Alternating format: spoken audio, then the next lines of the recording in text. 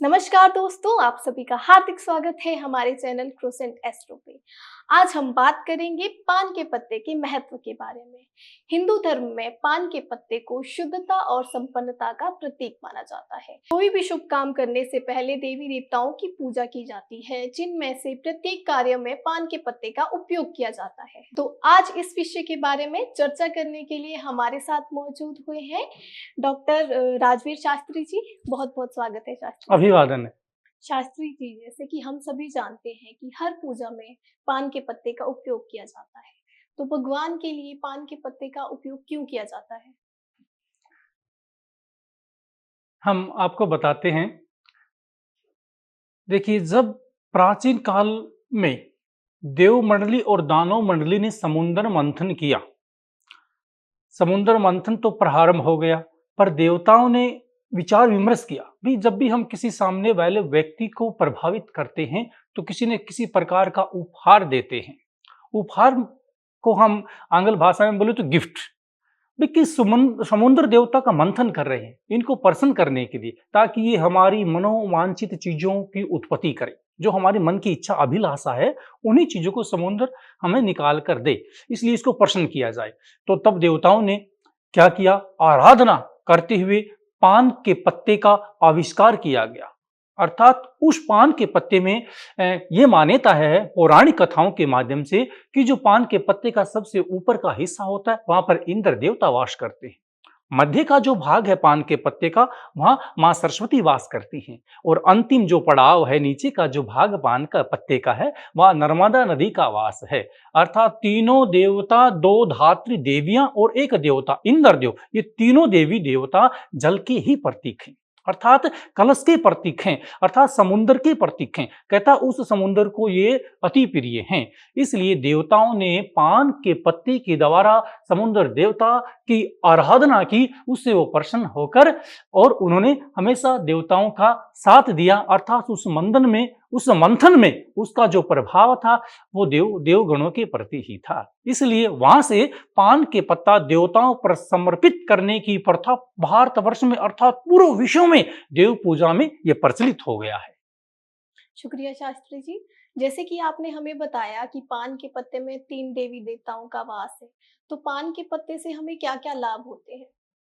पान के पत्ते में विभिन्न प्रकार के लाभ उत्पन्न होते हैं। अब मान्यता यह है, किस देवता के ऊपर हम पान का पत्ता समर्पित करते हैं, जिस देव के ऊपर जिस भाव से वो समर्पित किया जाता है, उसी प्रकार से वो फल देना शुरू कर देता है। जिस प्रकार से यदि आप गणपति जी पर पान का पत्ता चढ़ाते हैं, तो आपका यदि किसी कारण से विवाह का योग नहीं बन रहा, तो शीघ्रता से उसकी विवाह के योग बन जाते हैं। किसी के घर में संतान की उत्पत्ति नहीं होती, विवाह के काफी समय पश्चात यदि संतान उसके भाग्य में प्राप्ति नहीं हुई, यदि वो व्यक्ति शनि देव पर पान का पत्ता समर्पित करता है, तो उसके घर में संतान की प्राप्ति हो जाती है।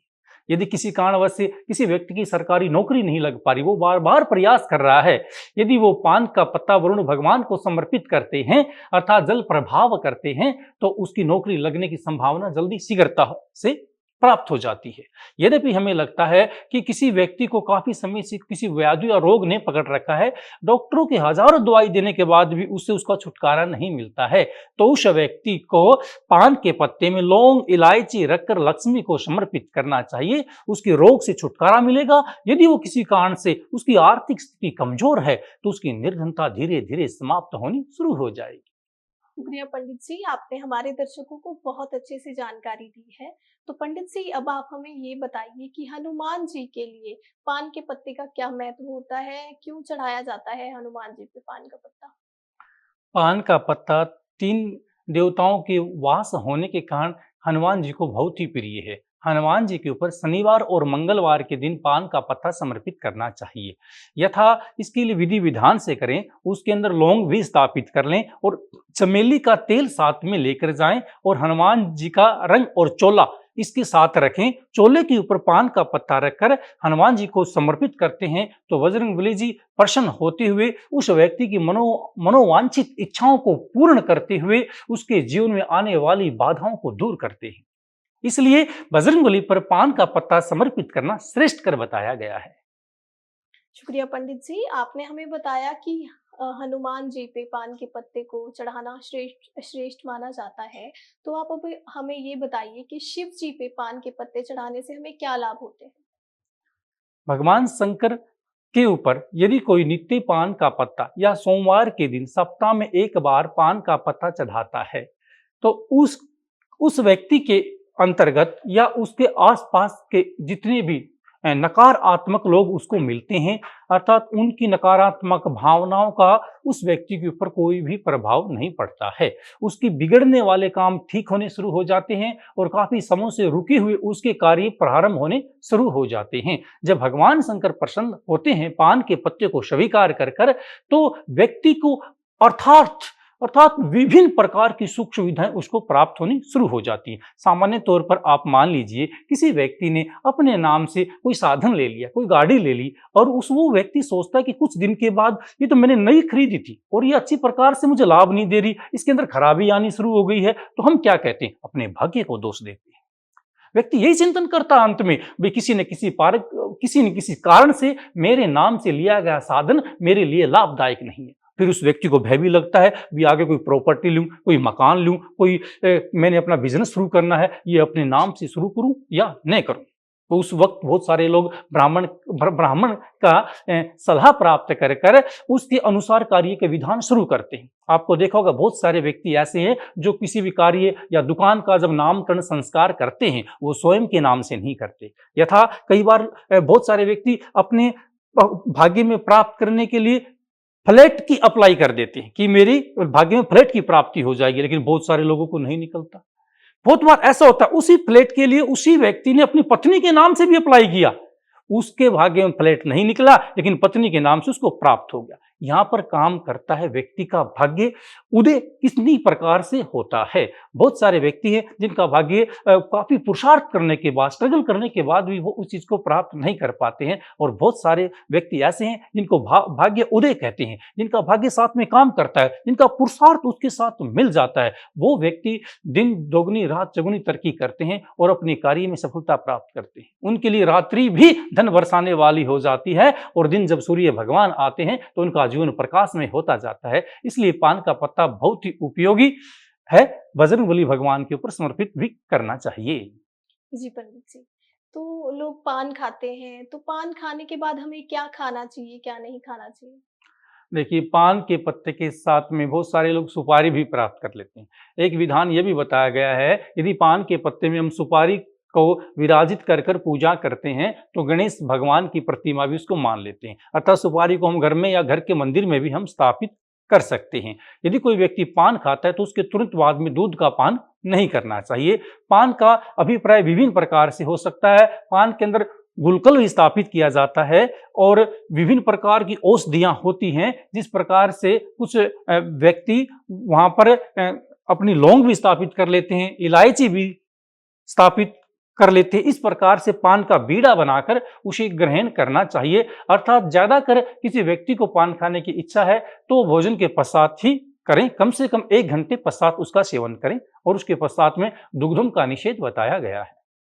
जी पंडित जी, जैसे कि आपने हमें पहले भी बताया है कि पान के पत्ते से नकारात्मक चीजें दूर हो जाती है, तो घर पर हमें पान का पौधा लगाना चाहिए या नहीं लगाना चाहिए? जी, पान का पौधा हमें घर पर गमले में या अपने बगीचे में हम स्थापित कर सकते हैं या उसका आरोपण कर सकते हैं। इससे पूर्व हमें यह ध्यान रखना पड़ेगा, हम जिस स्थान पर पान का पौधा लगाते हैं वहां पर शौचालय न हो। द्वितीय वार्ता, हमें पान का पौधा हमेशा पूर्व दिशा में ही लगाना चाहिए। यद्यपि आपको ऐसी स्थिति बन जाती है कि हमारे आगार में अर्थात हमारे घर में पूर्व दिशा में कोई भी स्थान नहीं है जहां पर हम पान का पौधा लगा सकें, तो आप उत्तर दिशा में भी पान के पौधे को रोपित कर सकते हैं। इससे क्या होता है, इसमें सबसे बड़ा चिंतन यह है कि इसके द्वारा हमारे घर में पान का पौधा लगने से वातावरण आपका साधुमय हो जाएगा, अर्थात कल्याण करने वाला वातावरण होगा। क्योंकि जहां पान का पौधा होगा 3 देवताओं का निवास उसकी पत्तियों में होने के कारण उसको सींचना भी पड़ेगा, उसको जल भी देना पड़ेगा, उसे धूप अगरबत्ती का आराध्य भी देना पड़ेगा, कभी कभी दीप भी दिलाकर आपको दिखाना पड़ेगा। मेरा कहने का अभिप्राय है, पान का पौधा घर में लगाएं और उसका पूजन अवश्य करें, उसको देवतुल्य माने, उसकी आराधना करें। जब उसकी अनुकंपा होगी, आपकी प्रार्थना सफल हो तो वो सभी जीवों का कल्याण करने के ऊपर तत्पर हो जाती है, क्योंकि 3 देवताओं का वास है और जो भगवान शंकर को अति प्रिय है। इसलिए पान का पौधा आप अपने घर में उत्तर और पूर्व दिशा में स्थापित कर सकते हैं। इसके द्वारा घर में होने वाली बाधाओं से समाधान प्राप्त होगा। यदि आप अपने घर में किसी से मनमुटाव रखते हैं, किसी से आपकी बात अच्छी प्रकार से नहीं होती है, तो आपसी मतभेद भी आपका दूर हो जाएगा। माता पिता के प्रति आपके जो भाव हैं वो अति आदरणीय व श्रद्धापूर्ण होंगे, अर्थात माता पिता का सहयोग आपको आजीवन तक प्राप्त होता रहेगा। इसलिए पान का पौधा अपने घर में लगाना बहुत ही उत्तम बताया गया है। शुक्रिया पंडित जी हमारे साथ जुड़ने के लिए। धन्यवाद। आशा करती हूँ कि आप सभी को हमारा ये कार्यक्रम बहुत पसंद आया होगा।